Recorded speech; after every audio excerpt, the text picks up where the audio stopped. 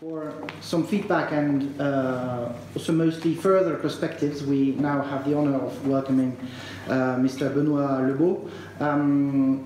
When people were asking over the summit of the type of impact that the G20Y could have, first response was usually, you know, your own first circle around you, the change that Mr. Cheese referred to when saying, you know, your own change and you can start there.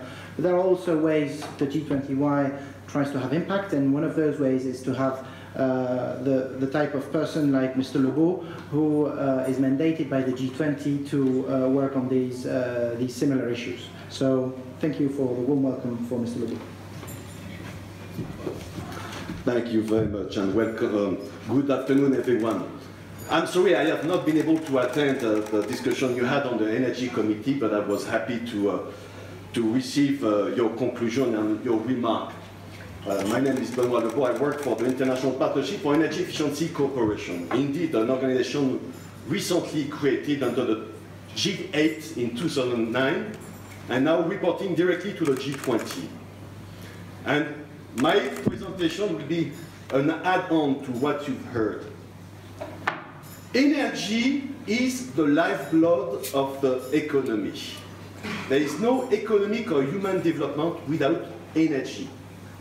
You can look at the difference between a developed country and a developing economy by just looking at the statistic on the energy being consumed.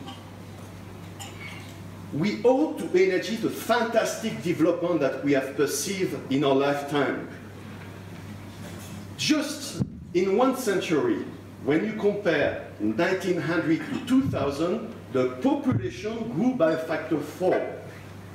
We moved from 1.5 billion to 6 billion at the end of 2000. Over the same period, where population grew by 4, energy was multiplied by 16. So once again, there is no economic development, human development without massive energy. The point today is that 85% of the energy we consume comes from fossil fuel, coal, oil and gas. And today we are perceiving the limit of the model. There are many impacts that energy has on the economy. There is a cost.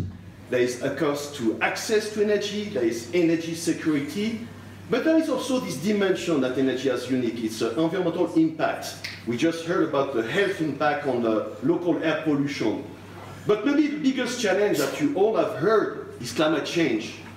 And 2/3 of climate change is due to the consumption of fossil fuel energy. And of course, there is a Paris Agreement. You have heard, you are all aware of the Paris Agreement, where there is a commitment made by the international community to address climate change, and in particular to mitigate the greenhouse gas emission. But if you take all the current commitments, the INDC, intending national determined contribution by the countries, what they have agreed, if everything is implemented, we will still face a warming of 3.5 degrees by the end of the century. So we are still far from the ultimate goal of the Paris Agreement, is to move the world on a low carbon path to avoid a warming below 1.5 degrees in increase. This, with the Paris Agreement, with all the uncertainty that we have, with the current negotiation, 10%, there is a 10% risk that the increase in warming reach more than 5 degrees Celsius. So 5 degrees Celsius, no one knows what that is, but we know in history, 10,000 years ago, it was a glacial age. 10,000 years ago, we had -5 degrees. There was 1 kilometer of ice on New York City. All the oceans were lower by 120 meters. The Sahara was green and full of big mammals. The Bering Strait was a piece of land. So we know what -5 degrees is, and we had a slow warming until now. But getting 3, 4, 5 degrees in less than a century, this is unheard, and no one knows except that there will be no room for 7,000 people on planet Earth if we continue on the trend. So what do we face? We face the challenge of doing two things. The way we consume energy, and in particular fossil fuel, we have to build a world where we are living underground 80% of the fossil fuel that we know. And the second piece we have is to change the way we manage land and forestry. Can we indeed move away from fossil fuel energy? Yes, we can. But renewable energy are not enough. We need indeed renewable energy. The wind turbine, the solar panel, the biomass, the hydro, the geothermal. We need that everywhere. But that's not enough. And this is where it's very important to understand that we can solve and address climate change and multi-dimension of energy if we do the following. And one, being sober.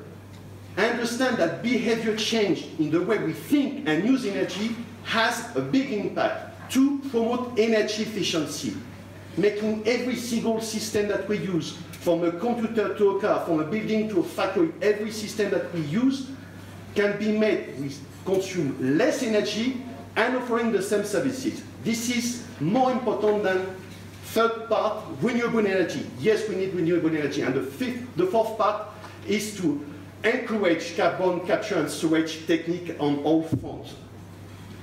What is energy efficiency? Well, energy efficiency is making every single system that we know consume less.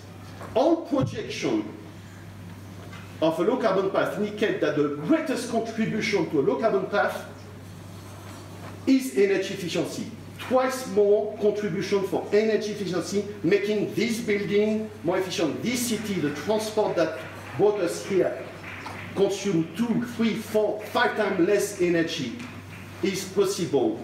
The technique exists now. What counts is how we agree collectively to make it happen.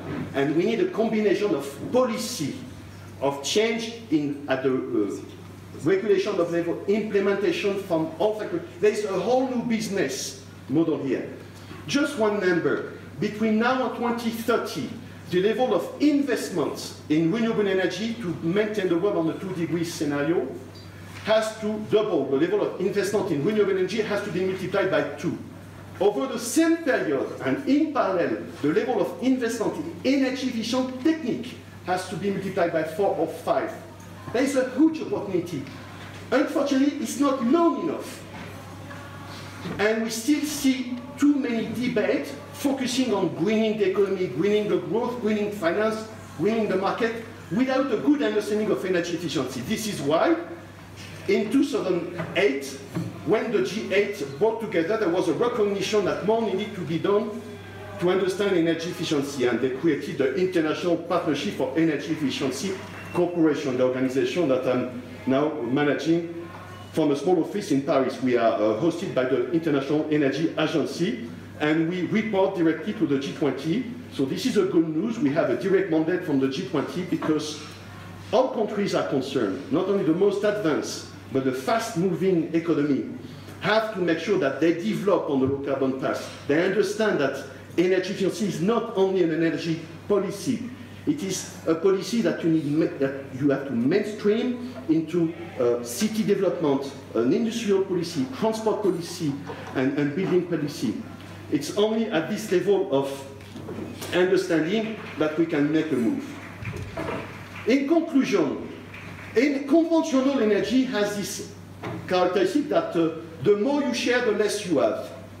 Energy efficiency is the total opposite. The more you share, the more you have, the more it grows. Because energy efficiency is part of this knowledge economy that we have to develop now to challenge, to face the challenge of this world.